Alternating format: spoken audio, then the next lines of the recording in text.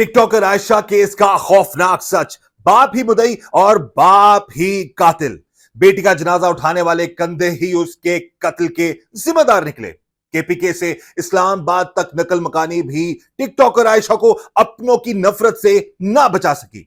हरिपुर में पहली नाकाम कोशिश के बाद टेक्सला में शूटर्स हायर करके बेटी को गोलियों से छलनी करवाने का खौफनाक मंसूबा, और फिर खुद ही मुद्दई बनकर बेगुनाह लोगों पर इल्जाम लगाने का घिनौना ड्रामा।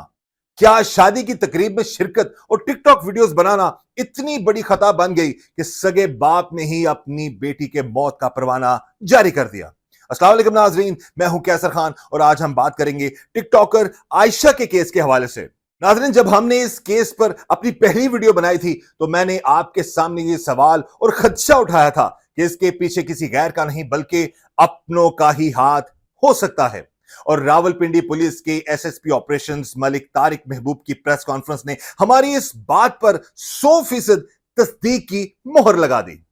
नाजरीन, रावलपिंडी पुलिस के एसएसपी ऑपरेशंस मलिक तारिक महबूब ने इस केस में इंतहाई अहम इंकशाफात किए हैं।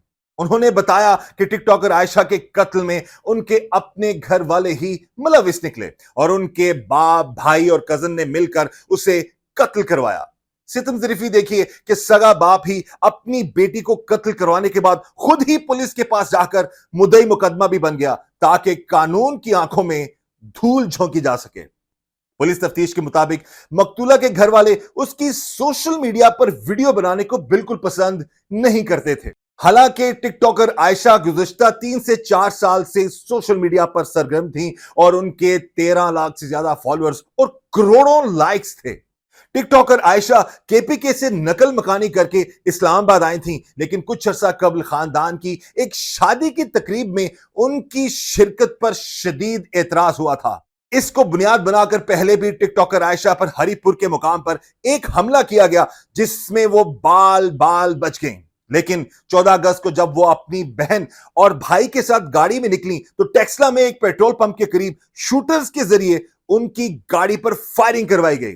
गर्दन पर गोलियां लगने से आयशा मौका पर ही दम तोड़ गईं, जबकि उनका कत्ल करवाने के बाद घर वालों ने उनके 13 लाख फॉलोअर्स वाला असल टिकटॉक अकाउंट भी हमेशा के लिए गैर फाल और डिलीट कर दिया। सीपीओ हसन मुश्ताक सुखेरा की हदायत पर तश्कील दी गई खुसूसी टीमों ने 100 से ज्यादा सीसीटीवी कैमरों की फुटेज और ह्यूमन इंटेलिजेंस की मदद से इस झूठे ड्रामे का पर्दा चाक किया।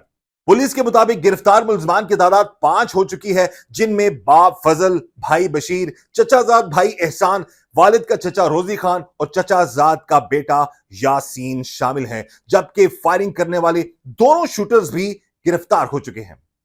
नाजरीन, इस वाक़े से जहां अपनों की दरिंदगी बेनकाब हुई है, वहीं हमारी बेटियों और बहनों के लिए यह पैगाम भी है कि सोशल मीडिया का इस्तेमाल करते वक्त इंतहाई एहतियात, संजीदगी और उसके सही और मस्बत इस्तेमाल का दामन हाथ से ना छोड़ें ताकि किसी का तासुब इस हद तक ना बढ़े। इस होलनाक वाक़े ने हमारे निजाम और माशरे पर 5 इंतहाई तल्ख सवाल खड़े कर दिए हैं। पहला सवाल, अपनी बेटी को कत्ल करवाने के बाद खुद ही पुलिस के पास जाकर मुद्दई मुकदमा बनने और फिर इसका टिकटॉक अकाउंट तक बंद कर देने वाले इस सगे बाप के इस घिनौने ड्रामे पर कानून अब क्या सख्त तरीन कदम उठाएगा? दूसरा सवाल, खानदान की किसी शादी की तकरीब में चले जाना या टिकटॉक वीडियोस बना लेना इतना बड़ा जुर्म बन गया कि सगा बाप, भाई और कजन मिलकर अपनी ही बेटी का खून बहा दें। तीसरा सवाल, जब हरिपुर में टिकटॉकर आयशा पर पहले हमले की नाकाम कोशिश की गई थी तो उस वक्त उसे कानूनी तहफ़्फ़ुज़ फराहम क्यों ना हो सका?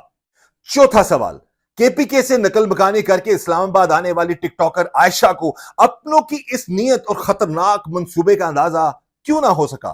और पांचवा सवाल, आखिर कब तक इस मुआशरे में गैरत के नाम पर बेटियों और बहनों को यूं ही गोलियों से छलनी किया जाता रहेगा? और पुलिस को गुमराह करने की इस घिनौनी साजिश पर कातिलों को क्या ऐसी सजा मिलेगी जो आइंदा किसी और की जान बचा सके?